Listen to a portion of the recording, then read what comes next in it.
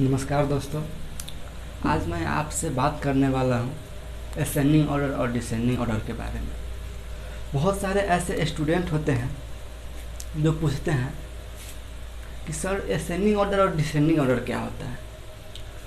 तो यह क्लास 6 में ही बताया जाता है कि असेंडिंग ऑर्डर और डिसेंडिंग ऑर्डर क्या होता है, यानी कि अवरोही क्रम और आरोही क्रम क्या होता है। तो असेंडिंग ऑर्डर होता है उसको हम कहते हैं आरोही क्रम, और जो यानी कि डिसेंडिंग ऑर्डर होता है उसको कहते हैं हम अवरोही क्रम। तो आज हम यही आपको बताने वाले हैं कि असेंडिंग ऑर्डर और डिसेंडिंग ऑर्डर किसे कहते हैं। हाँ तो साथियों, आज हम आपको यही बताने वाले हैं कि असेंडिंग ऑर्डर और डिसेंडिंग ऑर्डर क्या होता है। इसको हम आरोही क्रम और अवरोही क्रम के नाम से जानते हैं। तो आपको भी कभी न कभी यह कन्फ्यूजन आया होगा कि हम यानी कि बड़े आरोही क्रम और अवरोही क्रम को कैसे सीखें।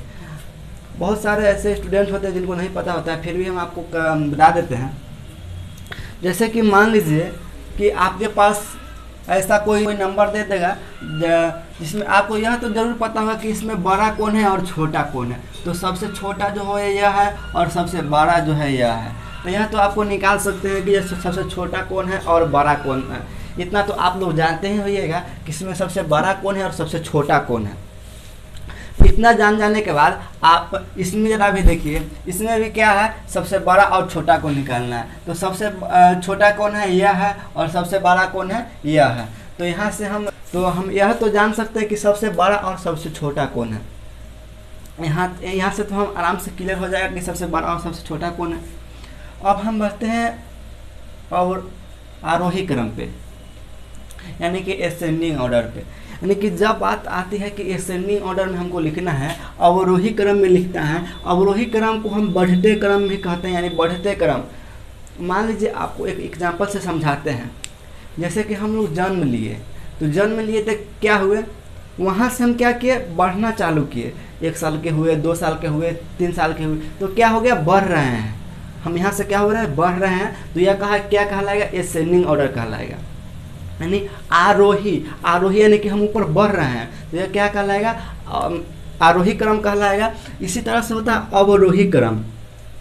अवरोही क्रम मान लीजिए कि कोई ऐसा संख्या दिया हुआ है, जो क्या कर रहा है, लगातार ऊपर से क्या कर रहा है, नीचे की ओर घट रहा है। यानी कि पहले बड़ा था अब वह छोटा हो गया। तो यह क्या कहलाएगा, अवरोही कहलाएगा, यानी कि इसको हम घटते क्रम कहते हैं। मान लीजिए आपके कुछ ऐसा एग्जाम्पल देते हैं आपको। जैसे कि आपको हम एग्जाम्पल से थोड़ा समझाते हैं।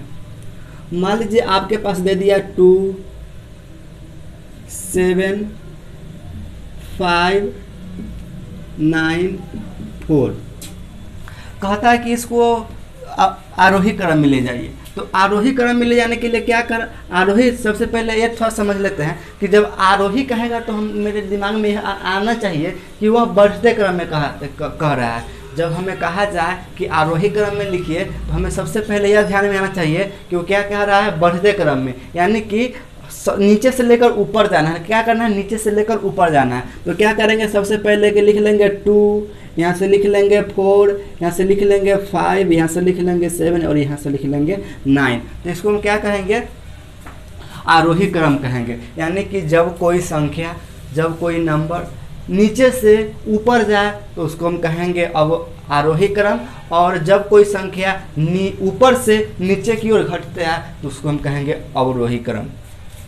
जैसे कि यह क्वेश्चन है। अब मान लीजिए कोई क्वेश्चन दे दिया, जैसे कि दे दिया 8 2 5 7, इसको कह रहा है अवरोही क्रम में लिखिए, यानी कि घटते क्रम में लिखिए। तो उसको हम कैसे बनाएंगे, सबसे पहले बड़ा वाला लेंगे। तो बड़ा वाला इसमें से कौन है 8 हो जाएगा, तो 8 को ले लेंगे।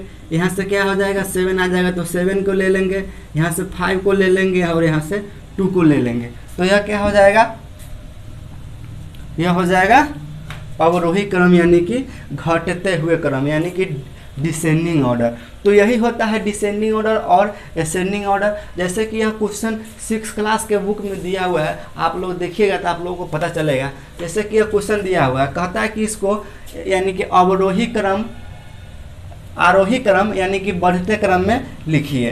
तो हम क्या करेंगे, बढ़ते क्रम का मतलब क्या हुआ, नीचे से लेकर ऊपर जाएगा। तो सबसे पहले छोटा वाला लिख लेंगे, जैसे कि आंसर में हम लिखते हैं सबसे पहले छोटा वाला इसमें कौन है, तो लिख लेंगे 25। उसके बाद कौन है 91, वो स्कूल भी लिख लेंगे।